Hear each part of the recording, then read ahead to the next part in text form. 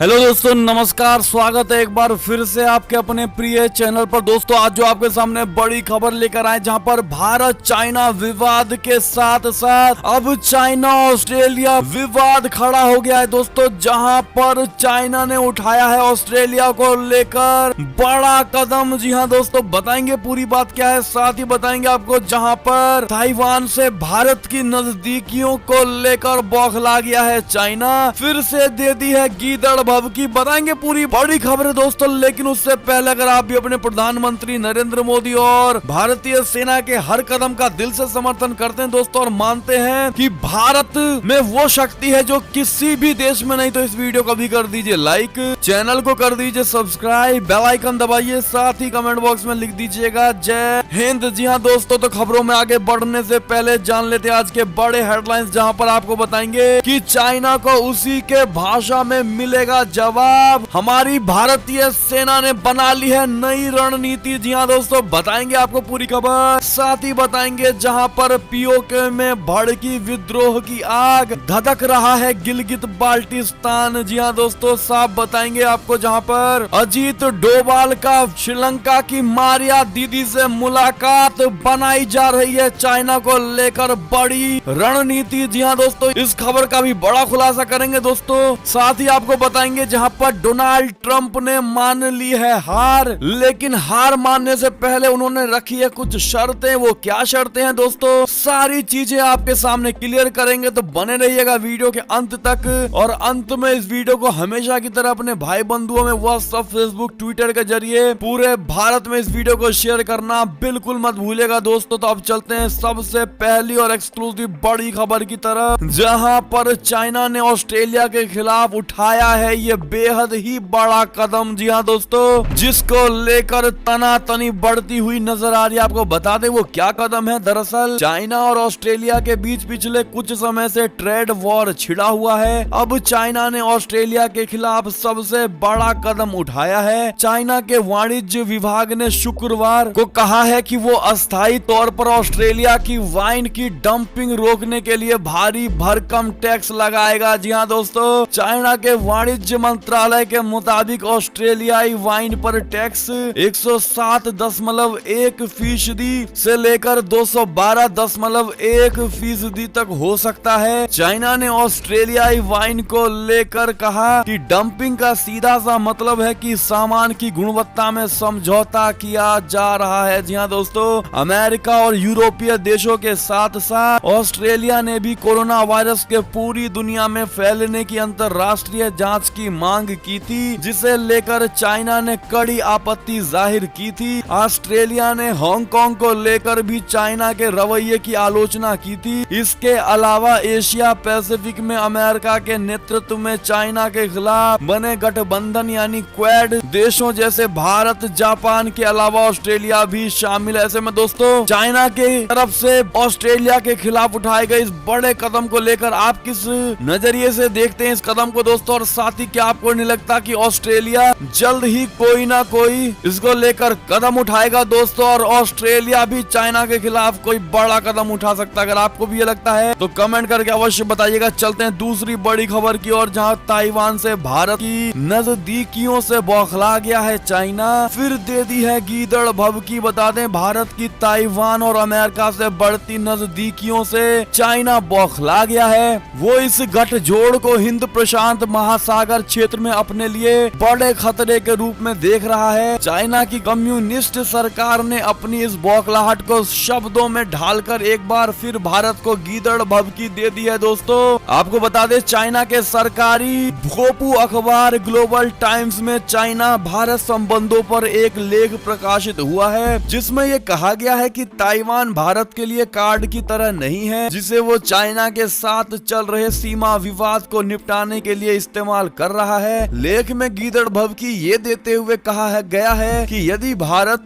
अपने इस रुख पर कायम रहता है तो चाइना को भी कुछ ना कुछ ठोस कदम उठाना पड़ेगा। ऐसे में दोस्तों, आप साफ समझ सकते हैं कि चाइना एक तरीके से भारत को धमकी दे रहा है कि भारत हाल प्रभाव से ताइवान का साथ छोड़ दे और ताइवान की मदद करना बंद कर दे। ऐसे में दोस्तों, क्या आपको नहीं लगता कि भारत किसी के भी गीदड़ भभकी से नहीं डरने वाला वाला और भारत को अपना कार्य करते रहना चाहिए बिना किसी गीदड़ भभकी से डरे। आप किस प्रकार से दोस्तों अपनी भारत की सरकार को राय देना चाहेंगे दोस्तों, कमेंट करके अवश्य बताइएगा। और इस चाइनीज के भोपू अखबार ग्लोबल टाइम्स को किस प्रकार जवाब देना चाहेंगे, कमेंट करके अवश्य ही बताइएगा दोस्तों। चलते और बड़ी खबर की ओर, जहां चाइना को उसी की भाषा में मिलेगा जवाब। इंडिया वियतनाम ने बना ली है नई रणनीति। बता दें, चाइना को उसी की भाषा में जवाब देने के लिए भारत ने नई रणनीति बना ली है। इसी क्रम में रक्षा मंत्री राजनाथ सिंह और वियतनाम के रक्षा मंत्री जनरल जुआन लीच के बीच वर्चुअल मीटिंग हुई। इस दौरान दोनों देशों के बीच संबंधों को मजबूत करने और द्विपक्षीय आदान प्रदान बढ़ाने पर चर्चा हुई है। जी हाँ दोस्तों, दोनों देशों ने रक्षा मामलों में साझेदारी में काफी वृद्धि की है। भारतीय तकनीक और आर्थिक सहयोग या ITEC के तहत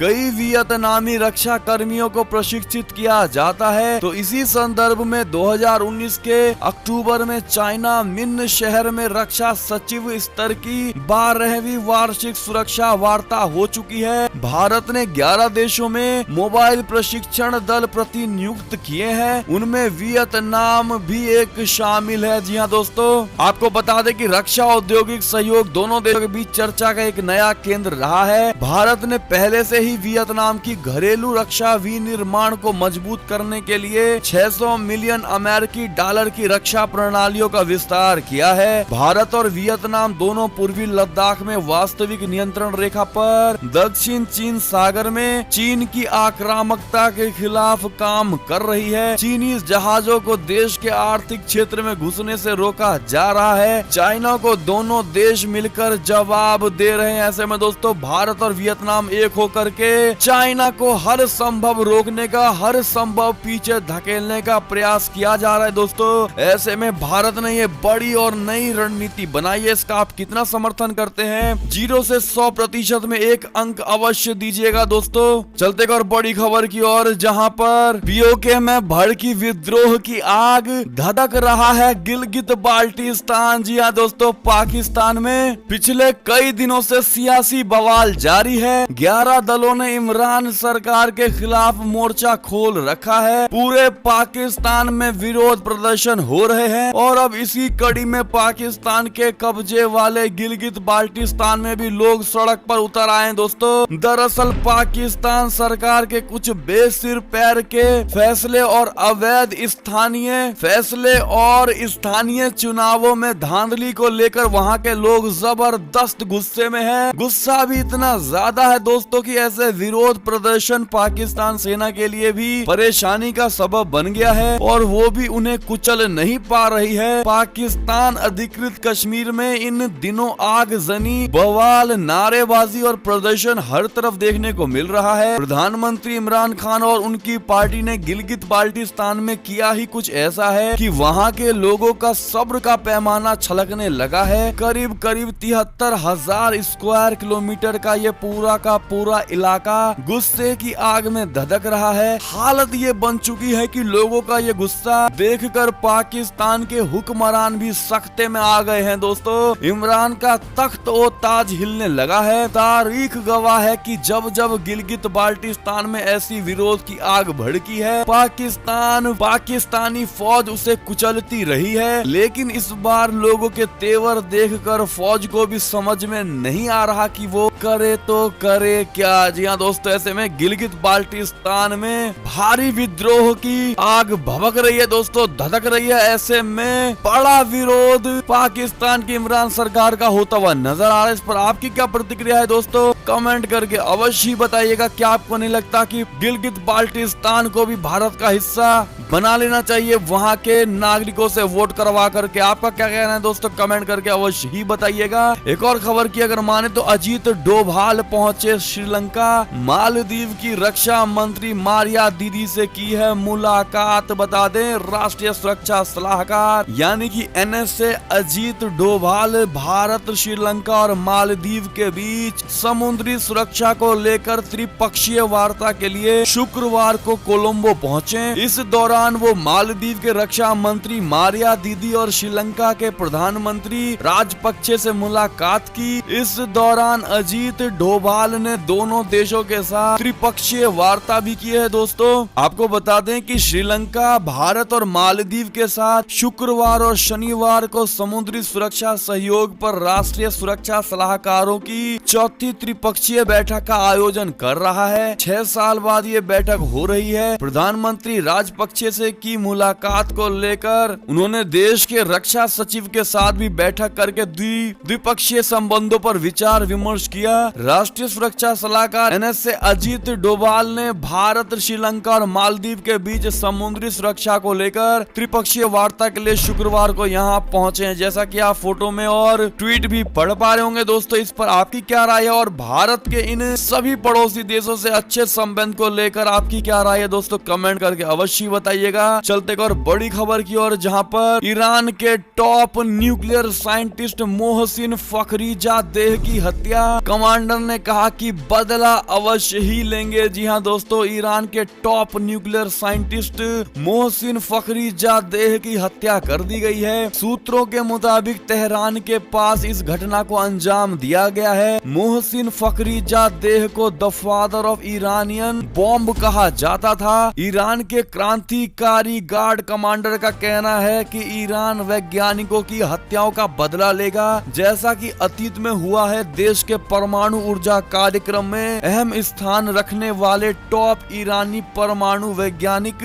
मोहसेन फखरीजादेह महाबड़ी की हत्या तेहरान के पूर्व में दामवंद में की गई है। कई मीडिया रिपोर्ट्स के मुताबिक वैज्ञानिकों को शुक्रवार 27 नवंबर 2020 को दामवंद के आवार्ड क्षेत्र में मार दिया गया। जी हाँ दोस्तों, इसको लेकर आपकी क्या प्रतिक्रिया होगी दोस्तों, कमेंट करके अवश्य बताइएगा। क्या ये होना सही है और ईरान को इसका बदला लेना चाहिए दोस्तों, हाँ या ना, जरूर बताइएगा। एक और खबर की माने तो प्रधानमंत्री मोदी ने की है ब्रिटेन के प्रधानमंत्री बोरिस जॉनसन से बात। इन मुद्दों पर हुई है चर्चा। आपको बता दे वो कैसे मुद्दे हैं। प्रधानमंत्री नरेंद्र मोदी ने शुक्रवार यानी कल को ब्रिटेन के प्रधानमंत्री बोरिस जॉनसन से फोन पर बात की। इस दौरान दोनों नेताओं के बीच कोरोना, रक्षा समझौते, व्यापार जैसे अहम मुद्दों पर चर्चा हुई है। प्रधानमंत्री मोदी ने ट्वीट करके इसकी जानकारी दी। प्रधानमंत्री मोदी ने ट्वीट करके कहा कि मेरे मित्र यूके के प्रधानमंत्री बोरिस जॉनसन से एक अच्छी चर्चा हुई। इस दौरान अगले दशक तक भारत ब्रिटेन संबंधों के महत्वाकांक्षी रोड मैप पर चर्चा हुई है। इस दौरान हम सभी क्षेत्रों, व्यापार और निवेश, रक्षा और सुरक्षा, जलवायु परिवर्तन और कोरोना से लड़ने की दिशा में काम करने पर सहमत हुए हैं। जैसा कि आप प्रधानमंत्री श्री नरेंद्र मोदी जी का ट्वीट देख पा रहे होंगे दोस्तों, इस पर आपकी क्या राय है। साथ ही आपको बता दें, जहां बोरिस जॉनसन ने प्रधानमंत्री मोदी को इसको लेकर शुक्रिया अदा भी किया। जी हाँ दोस्तों, ब्रिटेन के प्रधानमंत्री बोरिस जॉनसन ने कहा कि प्रधानमंत्री नरेंद्र मोदी का शुक्रिया अदा किया। उन्होंने कहा कि आपसे बात करके बहुत अच्छा लगा। मैं 2021 में और उससे आगे भी ब्रिटेन भारत के संबंधों को गहरा और मजबूत करने के लिए बहुत ही ज्यादा उत्सुक हूँ। जी हाँ दोस्तों, जैसा कि आप ट्वीट देख पा रहे होंगे। ऐसे में भारत ब्रिटेन के संबंधों को लेकर आप अपनी राय क्या रखते हैं दोस्तों, कमेंट करके जरूर बताइएगा। एक और खबर की माने तो डोनाल्ड ट्रंप ने मान लिया है हार। इलेक्टोरल कॉलेज के नतीजों में हारे तो छोड़ देंगे व्हाइट हाउस। जी हाँ दोस्तों, अमेरिका के लोगों, खासकर निर्वाचित राष्ट्रपति जो बाइडेन की टीम ने शुक्रवार सुबह यानी भारतीय समय के अनुसार राष्ट्रपति डोनाल्ड ट्रंप के एक बयान से राहत की सांस ली। ट्रंप ने यह साफ कर दिया है कि 14 दिसंबर को इलेक्टोरल कॉलेज के मतदान में अगर वे हार गए तो वे व्हाइट हाउस छोड़ देंगे। लेकिन उन्होंने ये तक कहा कि हार मानना बहुत मुश्किल फैसला होगा, क्योंकि हम जानते हैं कि चुनाव में बड़े पैमाने पर धांधली हुई है। उन्होंने कहा कि हम इसे समय पर साबित कर पाएंगे या नहीं, ये अहम सवाल है, क्योंकि समय हमारे पक्ष में नहीं है, बाकी सब कुछ हमारे पक्ष में है, तथ्य हमारे पक्ष में है। बहुत बड़ी धोखाधड़ी हुई है। जाहिर है अपने समर्थकों में असंतोष और नए राष्ट्रपति के प्रति अविश्वास कायम रखने की अपनी रणनीति छोड़ने का उन्होंने कोई संकेत नहीं दिया है। जी हाँ दोस्तों, ऐसे में दोस्तों आप में से कितने ऐसे लोग हैं जो मानते हैं कि डोनाल्ड ट्रंप को अपनी बात पर अडिग रहना चाहिए जब तक उनको न्याय नहीं मिल जाता, और दोस्तों कितने ऐसे हैं जिनको ये लगता है कि डोनाल्ड ट्रंप सच में हार चुके हैं और जो बाइडेन सच तरीके से जीते हैं? कमेंट करके जरूर बताइएगा। देखते हैं कितने लोगों का क्या मानना है अमेरिका के इस राष्ट्रपति चुनाव को लेकर। जी हाँ दोस्तों, एक और खबर की अगर माने तो चीनी सेना की तरफ से आया है बयान, जहां उन्होंने पूर्वी लद्दाख से सैनिकों की वापसी को लेकर चाइना और भारत में स्पष्ट गहन संवाद हुआ है। जी हाँ दोस्तों, चाइना और भारत मौजूदा गतिरोध के समाधान के लिए 8वें दौर की वार्ता के बाद पूर्वी लद्दाख में वास्तविक नियंत्रण रेखा से लगे इलाकों से सैनिकों की वापसी के लिए स्पष्ट, समन्वित और गहन संवाद बरकरार रखे रहे हैं। चीनी सेना ने बृहस्पतिवार को यह जानकारी दी। चीनी और भारतीय सेनाओं ने मई में शुरू हुए सैन्य गतिरोध को दूर करने के लिए 6 नवंबर को कोर कमांडर स्तर की 8वें दौर की बातचीत की थी। जी हाँ दोस्तों, चीनी रक्षा मंत्रालय के प्रवक्ता सीनियर कर्नल रेन गुआंगकियांग ने ऑनलाइन मीडिया ब्रीफिंग के दौरान भारत चीन सीमा पर मौजूदा स्थिति को लेकर पूछे गए एक सवाल के जवाब में कहा कि चाइना भारत के बीच कोर कमांडर स्तर की 8वें दौर की बातचीत के बाद से चाइना भारत सीमावर्ती इलाकों में स्थिति कुल मिलाकर स्थिर बनी हुई है। जी हाँ दोस्तों, इस पर आपकी क्या राय है जरूर बताइएगा। एक और खबर की अगर माने तो यूएई यात्रा के दौरान विदेश मंत्री की अबू धाबी के क्राउन प्रिंस से हुई मुलाकात, जहां इन मुद्दों पर हुई है चर्चा। जी हाँ दोस्तों, आपको बता दें कि संयुक्त अरब अमीरात यानी यूएई यात्रा के दौरान विदेश मंत्री एस जयशंकर की मुलाकात अबू धाबी के क्राउन प्रिंस शेख मोहम्मद बिन जायरा अल नाहयान और विदेश मंत्री शेख अब्दुल्ला बिन जायद अल नाहयान से हुई। इस दौरान ऊर्जा, कोरोना वायरस और रक्षा सहयोग पर चर्चा हुई। जी हाँ दोस्तों, एक और खबर की अगर माने तो 3 देशों की यात्रा के अंतिम चरण में सेशेल्स पहुंचे विदेश मंत्री एस जयशंकर। जी हाँ दोस्तों, विदेश मंत्री एस जयशंकर 2 दिन की आधिकारिक यात्रा पर शुक्रवार को सेशेल्स पहुंचे। इस दौरान वे हिंद महासागर के द्वीपीय देश के साथ द्विपक्षीय संबंधों को मजबूत बनाने के लिए सेशेल्स के नवनिर्वाचित राष्ट्रपति वेवेल राम कलावन व अपने समकक्ष सिल्वेस्टर राडे गोंडे के साथ मुलाकात की है। जी हाँ दोस्तों, एक और खबर की अगर माने तो इस मामले में चाइना को पछाड़ सकता है भारत।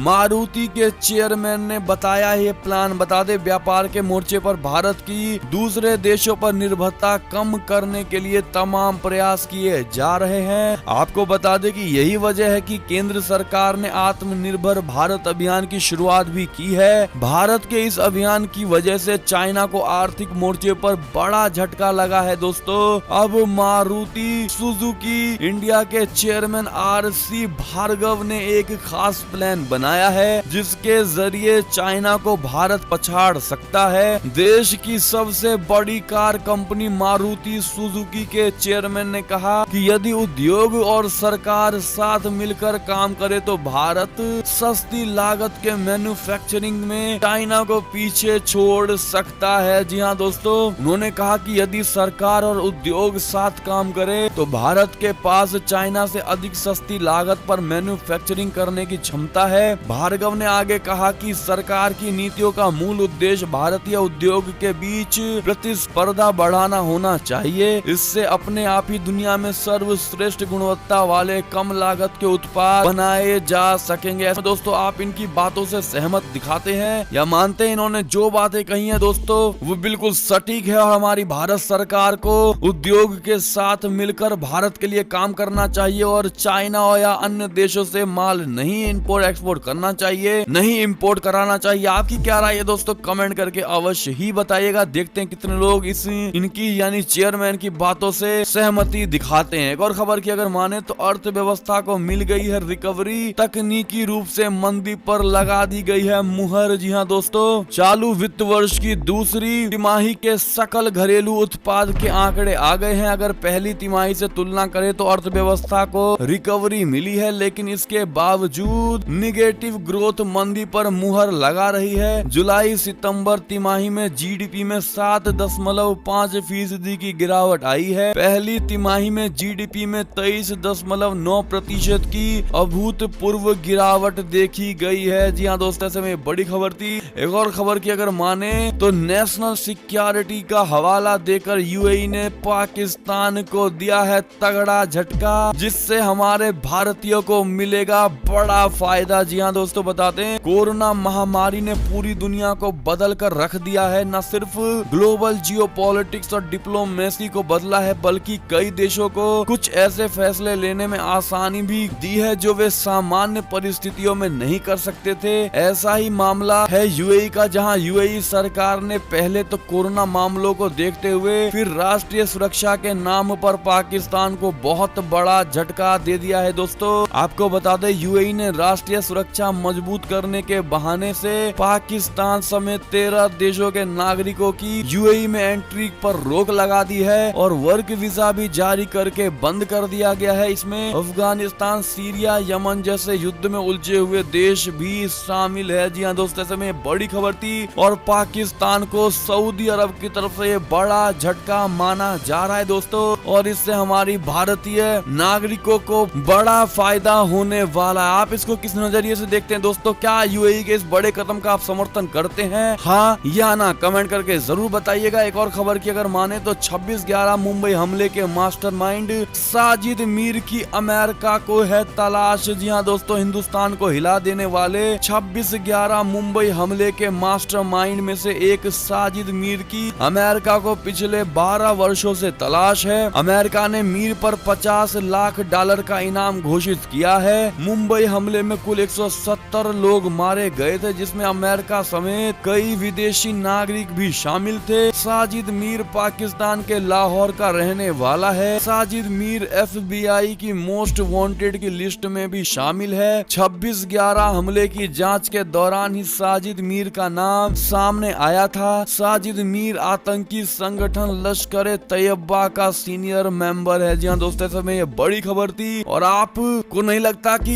इन तरह के आतंकवादियों के मिलते ही इनको मौत की सजा दे देनी चाहिए? दोस्तों क्या कहते हैं आप लोग? कमेंट करके जरूर बताइएगा। एक और खबर की माने तो बंगाल से बड़ी खबर, जहां टीएमसी को लगा है तगड़ा झटका। परिवहन मंत्री शुवेंदु अधिकारी ने पद से दे दिया है इस्तीफा। जी हाँ दोस्तों, तृणमूल कांग्रेस के वरिष्ठ नेता एवं पश्चिम बंगाल के परिवहन मंत्री शुवेंदु अधिकारी ने शुक्रवार को अपने पद से इस्तीफा दे दिया है। अधिकारी नंदीग्राम आंदोलन का प्रमुख चेहरा थे और ये आंदोलन पार्टी नेता ममता बनर्जी को 2011 में सत्ता में लाने का एक अहम कारक बना था। पार्टी नेतृत्व में अनबन के बाद अधिकारी ने मुख्यमंत्री ममता बनर्जी को अपना इस्तीफा फैक्स के जरिए भेजा और उसे राज्यपाल जगदीप धनखड़ को भी ईमेल कर दिया गया है। जी हाँ दोस्तों, ऐसे में ये बड़ी खबर थी। और दोस्तों बंगाल में क्या आप इस बार परिवर्तन चाहते हैं? क्या आप मानते हैं कि बंगाल में परिवर्तन होना जरूरी है पार्टी का? अगर हाँ तो आप भी कमेंट में जरूर बताइएगा लिखकर इस बात का दोस्तों, ताकि आपकी बात को भारत सरकार तक पहुंचाई जाएगी। ऐसे में एक और खबर की माने तो सीएम योगी आदित्यनाथ ने लिया है वाराणसी का जायजा। बोले दिव्य होगी काशी की देव दीपावली। जी हाँ दोस्तों, प्रधानमंत्री नरेंद्र मोदी के देव दीपावली पर 30 नवंबर को वाराणसी मिर्जा मुराद के खजूरी में आगमन को देखते हुए शुक्रवार को मुख्यमंत्री योगी आदित्यनाथ तैयारियों का जायजा लेने पहुंचे। आदित्यनाथ ने कहा कि इस बार काशी की देव दीपावली दिव्य होगी। मुख्यमंत्री योगी आदित्यनाथ शुक्रवार को वाराणसी में 30 नवंबर को प्रधानमंत्री के आगमन के दृष्टिगत तैयारियों की समीक्षा कर रहे थे। उन्होंने कहा कि धार्मिक और सांस्कृतिक महत्व रखने वाले इस बड़े पर्व पर प्रधानमंत्री नरेंद्र मोदी जी की काशी में उपस्थिति समारोह को विशिष्ट शोभा प्रदान करेगी। जी हाँ दोस्तों, ऐसे में अगर आप भी काशी की देव दीपावली को भव्य बनाना चाहते हैं तो कमेंट सेक्शन में जय श्री राम जरूर लिख दीजिएगा दोस्तों। और ये थी अब तक की सारी बड़ी खबरें। आपको हमारी खबरें कैसी लगी? आशा करता हूँ काफी अच्छी लगी होगी। अगर जरा भी अच्छी लगी है तो इस वीडियो को अभी अपने भाई बंधुओं में व्हाट्सएप, फेसबुक, ट्विटर के जरिए पूरे